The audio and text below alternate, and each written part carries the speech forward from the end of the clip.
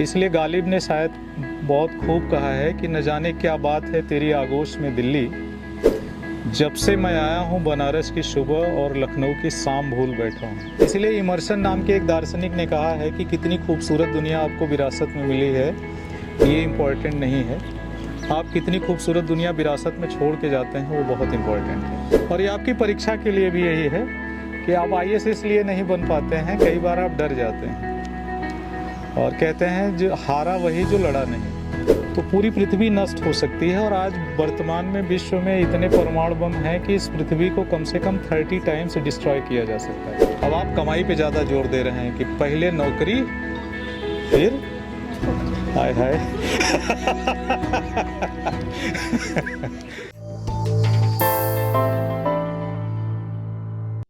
नाग पंचमी है आज।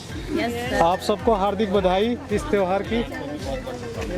और ये त्योहार मनाया क्यों जाता है, किसी को कुछ मालूम है?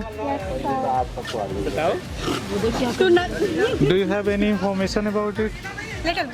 सर, जो नागों की माता थी कद्रू, उनके मतलब तब से प्रसन्न होकर उनके जो चलते थे हाँ हस्बैंड थे कश्यप, महर्षि कश्यप, उनके वरदान से उनको एक सहस्त्र मतलब 1000 नागों को दे दिया, उनको मिले थे पुत्र।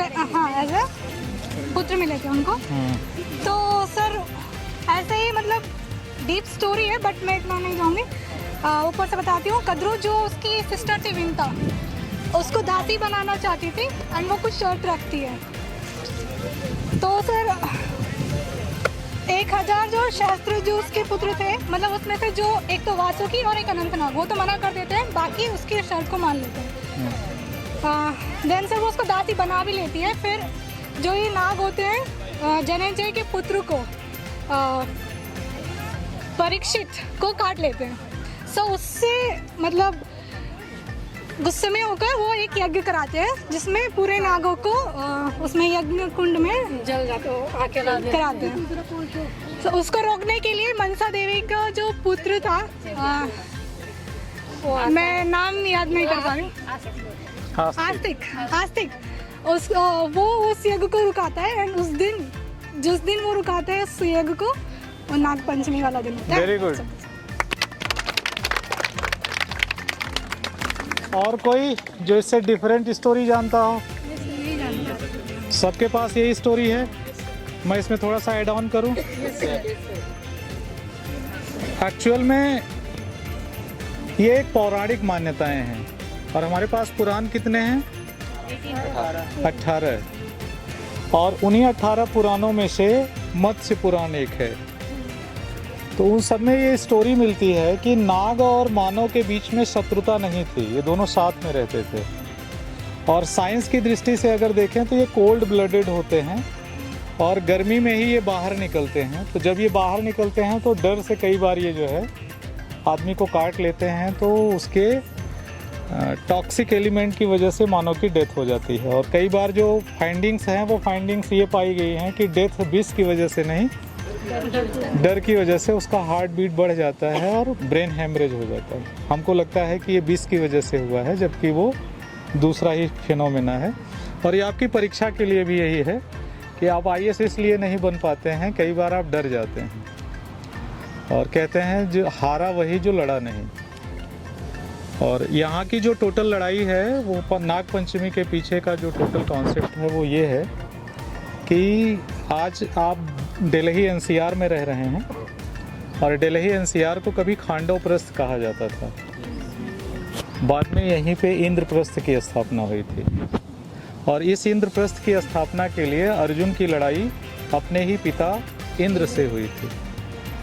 और बाद में इंद्र इतने क्रोध में आ गए थे कि उन्होंने वज्र चला दिया था और इन्होंने ब्रह्मास्त्र अपनी तरफ से चला दिया था। तो दोनों अस्त्र एक दूसरे से अगर टकराते तो जैसे परमाणु विस्फोट हो जाए, तो हमने अभी कुछ देर पहले ही क्लास में बताया था कि न्यूक्लियर विंटर फॉल होता है, तो पूरी पृथ्वी नष्ट हो सकती है। और आज वर्तमान में विश्व में इतने परमाणु बम हैं कि इस पृथ्वी को कम से कम 30 टाइम्स डिस्ट्रॉय किया जा सकता है, इंटायर अर्थ को।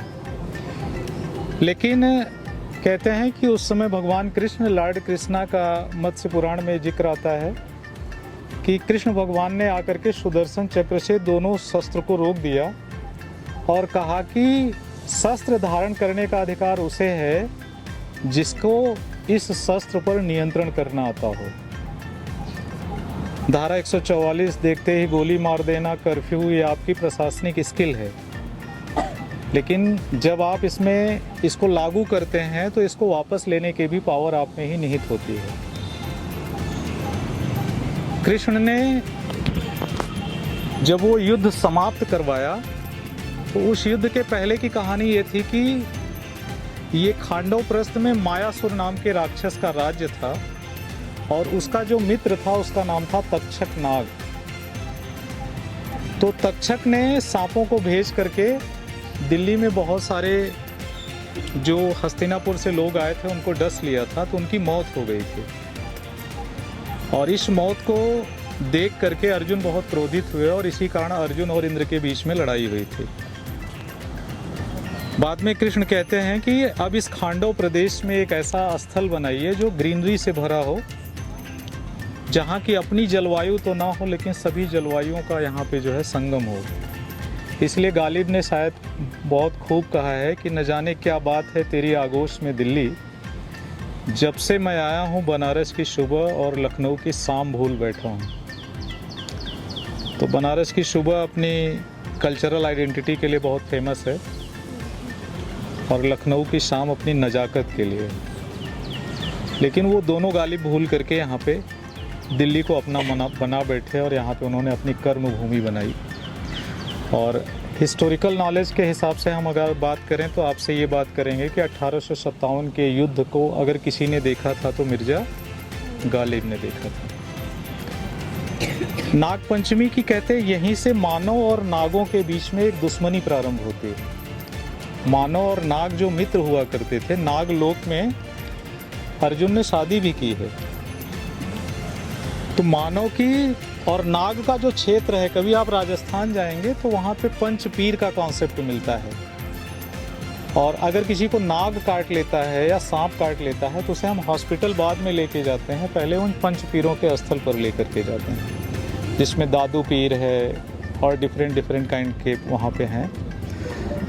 उसके पीछे की कहानी सिर्फ ये है कि मानव और नाग अलग नहीं थे, एक ही चीज़ थे। और कई बार आप ये इच्छाधारी नागिन का भी कॉन्सेप्ट सुना होगा, नगीना मूवी देखी होगी जिसमें श्रीदेवी रात में नागिन बन जाती है। तो मानव के नाग बनने और नाग के मानव बनने की जो कहानी है हमारे यहाँ स्टोरी के माध्यम से बताई जाती है। और उस स्टोरी में एक फिलॉसफी छुपी होती है कि अगर इस संसार से हम नागों को ख़त्म कर देंगे तो सृष्टि नष्ट हो जाएगी। इसी बात को सबसे पहले ऋषि आस्तिक ने रियलाइज़ किया और कहते हैं कि जब अर्जुन और नागों के बीच दुश्मनी शुरू हुई तो महाभारत का युद्ध होता है। और उस महाभारत के युद्ध में तक्षक कई बार अटेम्प्ट करता है कि वो अर्जुन को काट ले, लेकिन वो असफल रहता है। और धीरे धीरे अर्जुन युद्ध जीत जाते हैं, युधिष्ठिर को राजा बनाया जाता है। और बाद में ये लोग अपने यहाँ 4 प्रकार के पुरुषार्थ हैं, धर्म, अर्थ, काम, मोक्ष। आप लोगों के भी इस समय जो पहले पुरुषार्थ हैं वो धर्म के नहीं हैं, अर्थ के हैं। अब आप इसलिए पढ़ाई कर रहे हैं कि पढ़ लिए हैं, कमाएंगे कब। तो आपका अर्थ वाला युग शुरू हो गया है। अब आप कमाई पे ज़्यादा जोर दे रहे हैं कि पहले नौकरी फिर हाय हाय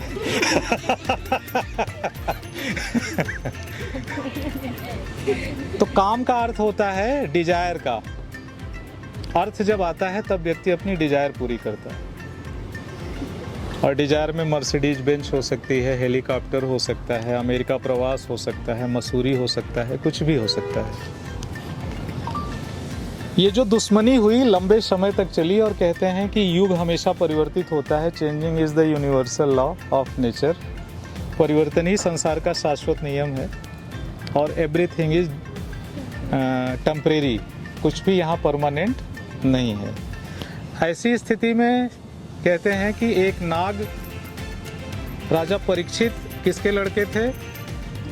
युधिष्ठिर के, सॉरी अभिमन्यु के। अभिमन्यु किसके लड़के थे? अभिमन्यु लड़के थे अर्जुन और सुभद्रा किसकी बहन थी? कृष्ण की। तो सुभद्रा और अर्जुन के लड़के थे अभिमन्यु, और अभिमन्यु के लड़के थे कौन? परीक्षित। और परीक्षित के लड़के कौन थे? जन्मेजय। क्योंकि परीक्षित को सांप ने काट लिया था, और सांप ने काटा क्यों था उसकी कहानी सिर्फ इतनी है कि श्रृंगी ऋषि तपस्या कर रहे थे, और परीक्षित जब वहां जाते हैं तो उनकी आंख काफी देर में खुलती है। तो कहते हैं एक राजा का इतना अपमान कि मैं आया हूं और टीचर बैठा है मेरी तरफ देखा नहीं, और उन्होंने मरा हुआ सांप था उठा के उनके गले में डाल दिया। और जब उनकी आंख खुली तो उनके बेटे की उस पर नज़र पड़ी कि हमारे पिताजी के गले में सांप पड़ा है। वो आए और उन्होंने जल लिया और मंत्र पढ़ा कि आज के 7वें दिन बाद यही नाग जिंदा होकर के परीक्षित को डस लेगा। कहते हैं कि 7वें दिन बाद, इसीलिए भागवत कथा 7 दिन तक चलती है। परीक्षित को जब पता चला कि आज के 7 दिन बाद हमारी डेथ हो जाएगी तो उन्होंने भागवत सुनी, उसी को गीता हम लोग कहते हैं, और इसी को राष्ट्रीय ग्रंथ घोषित करने का बहुत सारा मूवमेंट भी चल रहा है। व्यक्ति जब अंतिम अवस्था में होता है, और ये घटनाएं कई लोगों के साथ घट चुकी हैं। अलेक्जेंडर ने भी RX नाम का एक कॉन्सेप्ट दिया है कि पूरी दुनिया के जो डॉक्टर हैं दवा लिखने से पहले RX लिखते हैं, रिफर टू क्राइस्ट, ठीक करेगा ईश्वर, लिख रहा हूँ मैं। सेम वही कॉन्सेप्ट आपको हिंदू मैथोलॉजी में मिलता है कि जब परीक्षित को नाक काट लेता है तो उसमें बताया गया है कि जीवन एकदम शून्य है, यहाँ किसी भी उपलब्धि का कोई अर्थ नहीं होता है। लेकिन फिर भी हमें कोशिश करते रहना चाहिए, क्योंकि हमारा कंट्रीब्यूशन ही हमारे लिए इम्पोर्टेंट होता है। इसलिए इमर्सन नाम के एक दार्शनिक ने कहा है कि कितनी खूबसूरत दुनिया आपको विरासत में मिली है ये इम्पोर्टेंट नहीं है, आप कितनी खूबसूरत दुनिया विरासत में छोड़ के जाते हैं वो बहुत इम्पोर्टेंट है। और यहीं से वर्क इज वर्शिप का कॉन्सेप्ट चलता है, कर्म ही पूजा है। और जब परीक्षित को सांप काट लेता है तो उनका लड़का है जन्मेजय, वो एक यज्ञ करता है, और उस यज्ञ में कहते हैं कि दुनिया के सारे सांप आ करके जल करके मरने लगते हैं। तो सांप का सबसे बड़ा दुश्मन कौन? आग, अग्नि। सांप अगर आग के पास से भी गुजर जाए तो मर जाता है, क्योंकि उनकी बॉडी में एंटीसेप्टिक एलिमेंट्स नहीं पाए जाते हैं, एंटीबॉडीज़ नहीं पाए जाते, इसलिए खरोच भी लग जाए तो वो मर जाते हैं। तो हर ज्वलनशील चीज़ों से सांपों की सुरक्षा करनी चाहिए, क्योंकि ये कोल्ड ब्लडेड होते हैं। टेम्परेचर जितना राइज करेगा इनका ब्लड उतना तेज़ी से बॉयल करके बाहर आ जाता है। जन्मेजय ने आखिरी नाग बचा जिसका नाम था तक्षक, कहते हैं वो जाकर के इंद्र की चेयर को लपेट लेता है। और पूछा गया कि श्रृंगी ऋषि ने कहा कि भाई अब क्या करें, तो कहा मारो मंत्र आ जाए इंद्र सहित। तो जब इंद्र चलते हैं तो पूरे देवता कांप जाते हैं, और कहते हैं कि इंद्र के आते ही पूरा सिंहासन आकर के यज्ञ के ऊपर खड़ा हो गया। इंद्र कहे त्राहिमाम मुझे बचाया जाए, तक्षक की गलती है, सजा मुझे मिल रही है। ऐसी स्थिति में कहते हैं कि ऋषि आस्तिक आते हैं और दुग्ध स्नान कराते हैं मंत्रों के साथ, और वो सावन की पंचमी तिथि ही थी जिस दिन ये यज्ञ रोका गया था। और उसी तक्षक नाग से आज तक इतने नागों की श्रृंखला चलती है। तो कहानी महाभारत की है, महाभारत के कथानक के ख़त्म करने की है, गीता की जानकारी देने की है। तो ये हमारे लिए ऐतिहासिक पौराणिक दोनों है। मिथ इतना है कि सांप 90% जो है जहरीले नहीं होते हैं, फिर भी हम इनको दुश्मन मानते हैं। छत्तीसगढ़ में कोई एक गांव है जहां हर घर में सांप के लिए स्पेस बनाया जाता है, और सांपों के साथ मानव रहते हैं। उसका इस समय नाम मुझे याद नहीं आ रहा है। तो मानव की पर्यावरण के साथ कितनी मित्रता रही है ये हमारी पौराणिक ग्रंथ हमको सिखाते हैं। इसीलिए राम की सीता का जब हरण होता है तो वो दूसरों से एड्रेस नहीं पूछते हैं, वो क्या कह रहे हैं, हे खग हे मृग मधुकर श्रेणी, क्या देखी तुम सीता मृग नैनी। वो पर्यावरण से बात कर रहे हैं। और राम की सीता की रक्षा के लिए जटायु अपनी जान दे देता है। तो इंटायर यूनिवर्स में हर चीज़ एक दूसरे की कॉम्प्लीमेंट्री होती है, हमको किसी को एक दूसरे से कम करके आंकना नहीं चाहिए। तो नाग पंचमी का त्यौहार हमें सिर्फ इस बात को दिखाता है कि जिसे हम अपना दुश्मन मानते हैं वो भी हमारा पर्यावरण मित्र होता है, और स्पेशली एग्रीकल्चर मित्र होता है।